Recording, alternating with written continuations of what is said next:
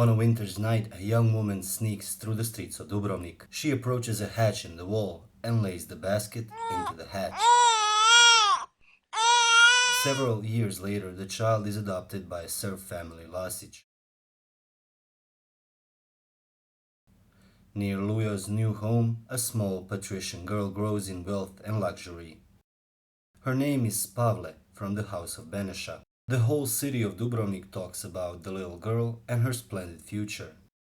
However, Dubrovnik's future at the time is not as splendid.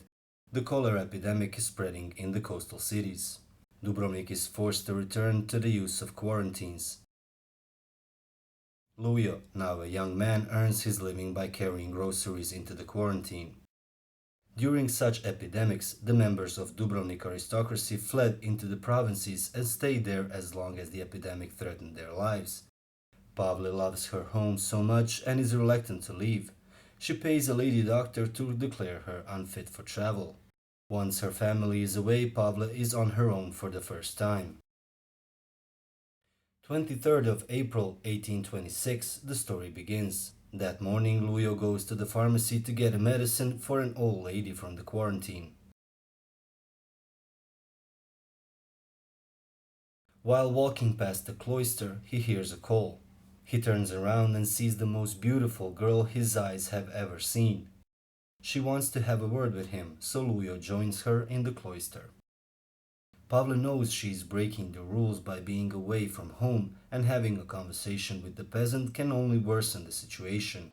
But she is flattered by the boy's honesty and admiration in his eyes. From that day on, the two youngsters regularly meet in the cloister and soon fall in love. They see each other only once more.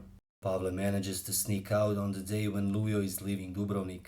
He decided to become a sailor to earn some money, because as a serf he isn't worthy of a marriage to a noblewoman.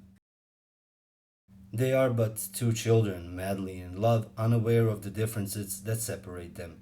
They pledge to one another, and then he leaves. Years pass, the first wave of the epidemic is over and Dubrovnik regains its splendor. Pavle's family isn't so fortunate, money becomes scarce, they are losing their estates and wealth. Lujo travels the world protected by Ordo Super Assecuratoribus. He sees the marvels of the world, beautiful places and girls, but he finds nothing as beautiful as his hometown and his beloved Pavle. Pavle learns to write and read even though as a woman she does not have to. Her beauty and intelligence are not unnoticed by many wealthy citizens, so they start proposing her. As a Dubrovnik noblewoman, Pavle is allowed to marry only an aristocrat. Marriage into a lower class is frowned upon. Yet, no patrician is ready to take a risk of marrying a girl from the family in decline. Pavle remains single. On the other hand, Lujo is proud of his origins and homeland. After years of wandering, he comes across a fellow man from Dubrovnik and recognizes the former gatekeeper from the quarantine. He has become a slaveholder even though it has been illegal in their country for centuries. Lujo stands up for slaves. He would not let money change him. And so the time draws near for the return home. After 8 years of absence, Lujo comes back to Dubrovnik.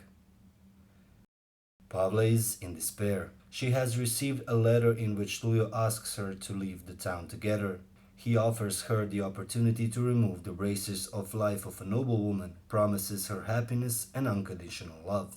Lujo knows that despite his expensive clothes, he is still a serf's son. When he sees her coming, all his fears dissipate in that one moment.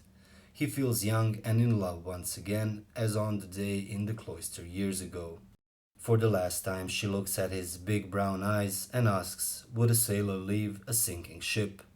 Lujo stands speechless for some time and then shakes his head. Only then he realizes that he does not know what it means to love one's home. He has always been proud of Dubrovnik, yet Pavle has lived there. He was leaving the town while she always stayed. She is now ready to sacrifice her own happiness, perish together with her family and her town. As Pavle is walking away, Lujo decides to leave Dubrovnik once more, this time for good.